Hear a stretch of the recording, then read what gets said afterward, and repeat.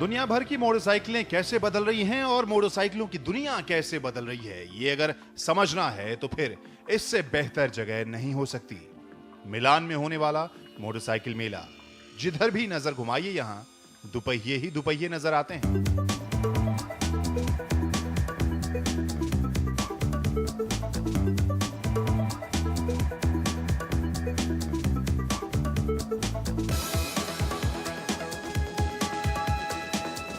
मिलान का अनोखा motorcycle show, जिसका असल नाम तो आइकमा है। पिछले हफ्ते हमने हार्ली डेविडसन के बड़े ग्लोबल लॉन्च को देखा था रफ्तार में। इस बार हम कुछ ऐसी चुनिंदा बाइक्स यहां से लेकर आ रहे हैं आपके लिए, जिनका हिंदुस्तानी बाजार से गहरा रिश्ता है या फिर रिश्ता बनने वाला है। कुछ जो लॉन्च हो रही हैं, जो लॉन्च हो सकती हैं और जिन्हें भारत में लॉन्च करने के बारे में कंपनियां सोच रही हैं।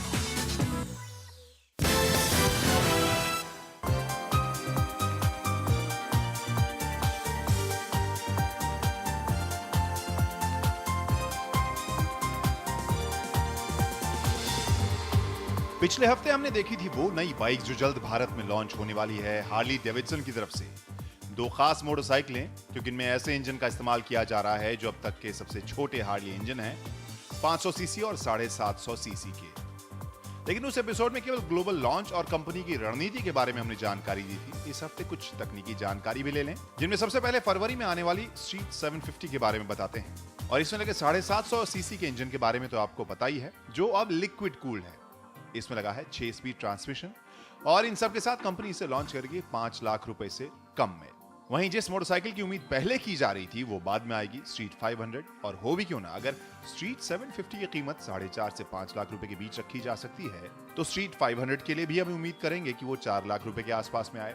और अगर ऐसा होता तो फिर ग्राहकों की दिलचस्पी हो सकता है कम हो जाती 750 में। खैर, ये तो हमारी सोच है, हार्ली की अपनी योजनाएं होंगी, इसीलिए स्ट्रीट 500 भारतीय बाजार में बाद में लॉन्च होगी। वैसे आपको बता दें, इसमें लगा है 494 सीसी का इंजन। यही है अब तक का सबसे छोटा हार्ली इंजन, जिससे पहले 883 सीसी के छोटे इंजन को हम देख चुके थे। स्ट्रीट 500 भी 6 स्पीड ट्रांसमिशन के साथ आ रही है।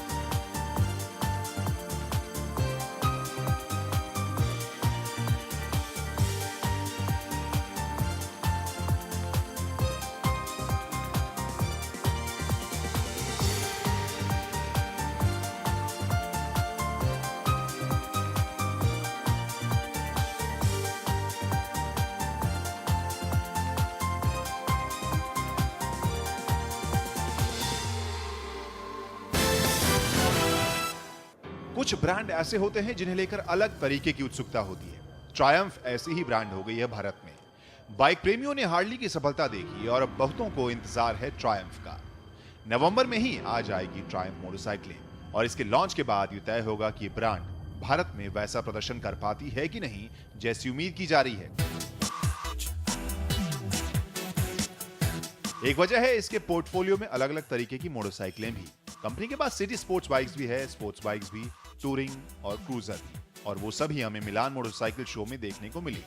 भारी भरकम रॉकेट से लेकर स्टाइलिश बॉनविल तक, साथ में टूरिंग रेंज था टाइगर के नाम से, और दिलचस्प बाइक थी स्क्रैम्बलर भी। तो अब हम मौजूद हैं उस स्टॉल में, उस हॉल में, जहां पर मौजूद हैं बहुत ही खूबसूरत मोटरसाइकिलें। ढेर सारा क्रोम है इनमें और बहुत अलग अलग तरह की वैरायटी। केवल क्रूज़र नहीं है बल्कि स्ट्रीट स्पोर्ट्स बाइक भी हैं, हेवी ड्यूटी क्रूज़र्स भी हैं, टूरिंग बाइक्स भी हैं और स्पोर्ट्स बाइक्स भी हैं। क्योंकि ये जो ब्रांड है ब्रिटिश ब्रांड है और इनके बारे में आप रफ्तार में बहुत दिनों से देखते या सुनते आ रहे हैं। हम बात कर रहे हैं ट्रायम्फ की, जिनकी बाइक्स की लॉन्च की खबर आ गई थी दिल्ली के ऑटो एक्सपो में 2012 में, लेकिन मामला उसके बाद थोड़ा गड़बड़ा गया।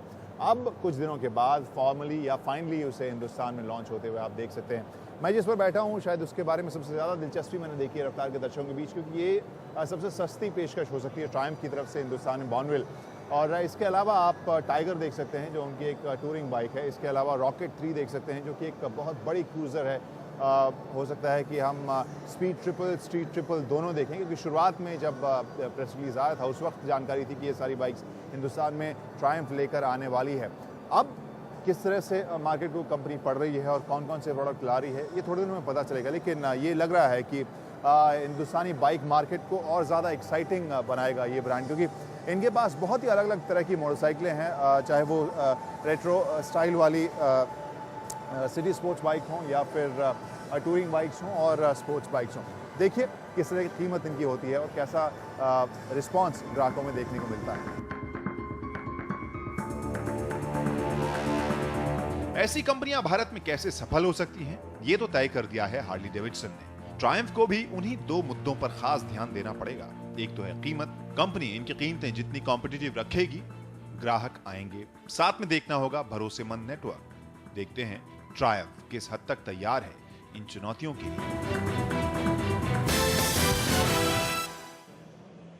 ये स्टॉल ऐसा था जहां पर हिस्ट्री फिर से खुद को लिखने की कोशिश कर रही थी। इंडियन ब्रांड की मोटरसाइकिलें यहां पर ढेर सारे क्रोम के साथ चमचमाती खड़ी थीं। कंपनी अब वापसी कर रही है। एक समय था जब इस 100 साल से भी पुरानी कंपनी का बोलबाला था। मोटरसाइकिल प्रेमी इससे प्यार करते थे। इस इंडियन ब्रांड की अलग पहचान, हार्ली डेविडसन से अलग पर्सनैलिटी, अपनी हिस्ट्री और विरासत थी। लेकिन लगभग 60 साल पहले इस कहानी में फुल स्टॉप लग गया था।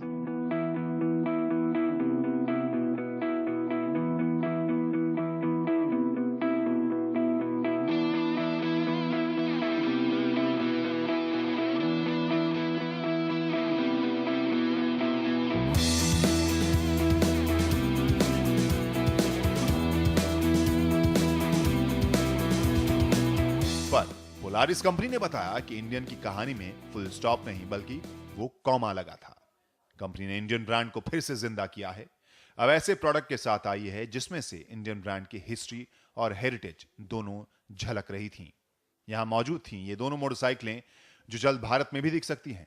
और अब हम मौजूद हैं उस स्टॉल में जहां पर जो मोटरसाइकिलें हमें दिख रही हैं उनके बारे में बताना ज़रूरी है, क्योंकि बहुत जल्द आपको हिंदुस्तान में भी वो मोटरसाइकिलें देखने को मिलेंगी। पोलारिस कंपनी के तहत ये कंपनी आती है। इंडियन बाइक्स, जो इन मोटरसाइकिल प्रेमी हैं वो जानते होंगे कि किस तरह का ये ब्रांड है। और बहुत दिनों के बाद वापसी की कंपनी ने अपने दो प्रोडक्ट के साथ, एक इंडियन चीफ विंटेज है और एक चीफ्टन, और इन दोनों प्रोडक्ट्स के साथ कंपनी ने न सिर्फ ग्लोबल मार्केट में वापसी की है, अब हिंदुस्तान में भी आ रही है। पहले आपको याद होगा पोलारिस ने यह ऐलान किया था कि वो विक्ट्री बाइक्स के साथ आ सकती है हिंदुस्तान में, लेकिन अब उनका प्लान थोड़ा सा चेंज हो गया है।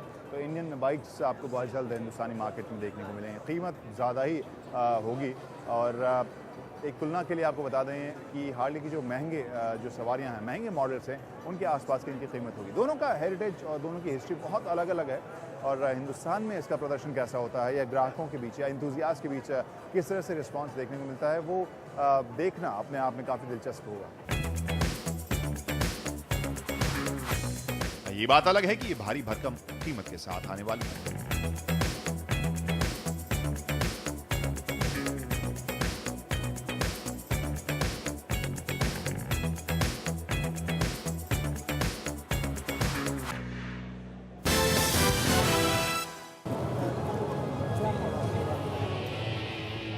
होंडा मोटरसाइकिल स्टॉल में तो खासी चहल पहल देखने को मिल रही थी। कंपनी ने मिलान में काफी जोरदार डिस्प्ले रखा था। मॉडल की संख्या के हिसाब से, डिस्प्ले के एरिया के हिसाब से भी बड़े इलाके में फैला होंडा स्टॉल हमें अपनी नई मोटरसाइकिलों के साथ बुला रहा था। तो होंडा के स्टॉल में देखकर ये ज़रूर हम समझ सकते हैं कि कंपनी की सोच क्या है और वो क्या सोच रही है, क्योंकि दुनिया में सबसे बड़े अगर टू व्हीलर शो की बात करें तो मिलान का ये शो है। और यहाँ पर होंडा का जो डिस्प्ले है वो बाकी सारी कंपनियों से बड़ा सा लग रहा है। इस स्टॉल में भी जाकर लगा कि इस साल मोटरसाइकिल कंपनियां टूरिंग मोटरसाइकिलों पर काफी ध्यान दे रही थी। हो सकता है आने वाले वक्त में ये बहुत बड़ा ट्रेंड हो, बदले लाइफस्टाइल और जरूरतों के हिसाब से बढ़ता टूरिंग कल्चर।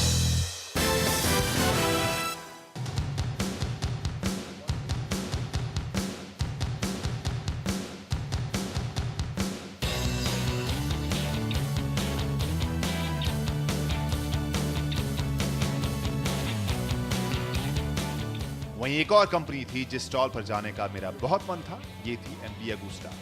कोई भी ऐसा बाइक प्रेमी जिसे इस कंपनी के बारे में ज्यादा पता नहीं, इसकी मोटरसाइकिलों को नजदीक से न देखा हो, इसके डिजाइन के बारीकी के बारे में उसे ज्यादा पता ना हो, उसके लिए ये स्टॉल बहुत दिलचस्प था। एक से एक आकर्षक और आक्रामक इटालियन डिजाइन, वो भी बिल्कुल अलग पर्सनालिटी की झलक देते। तो इन्हें देखने के लिए एक पूरा दिन तो गुजारा ही जा सकता था, लेकिन हमारे पास इतना वक्त नहीं था, तो हमने कुछ एक पर ही नजर डाली और इसके बाद अब सिर्फ इंतजार है कि कब इन्हें चलाने का मौका मिलेगा।